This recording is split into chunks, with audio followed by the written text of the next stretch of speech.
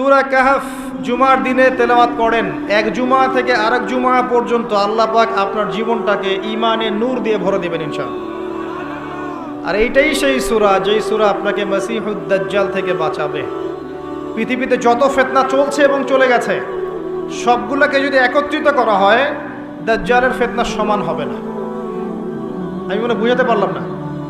অর্থনৈতিক ফিতনা, পলিটিক্যাল ফিতনা, সামাজিক ফিতনা, পারিবারিক ফিতনা, যত ফিতনা আছে, যত ফাসাদ, করাপশন, অন্যায়, অত্যাচার, জুলুম, এগুলোকে এক জায়গায় করলেও দাজ্জালের ফিতনা সমান হবে না।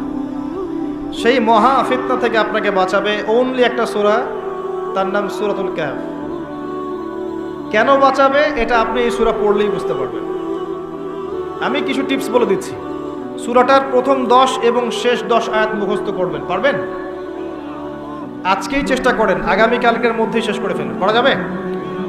অ্যাটলিস্ট প্রথম 10টা আয়াত। আলহামদুলিল্লাহিল্লাযী আনজালা আলা আবদিহিল কিতাব ওয়া লাম ইয়াজআল লাহু ইওয়াজা, এখান থেকে শুরু করে আম হাসিবতা আন্না আসহাবাল কাহফি ওয়ার রাকিম কানু মিন আয়াতিনা আজাবা ইয আওয়াল ফিতয়াতু ইলাল কাহফি ফাকালু রাব্বানা আতিনা মিন লাদুনকা রাহমাহ ওয়া হাইয়্ লানা মিন আমরিনা রাশাদা। এই পর্যন্ত পারা যাবে? পারবেন না? গলার সাউন্ড নাই কেন?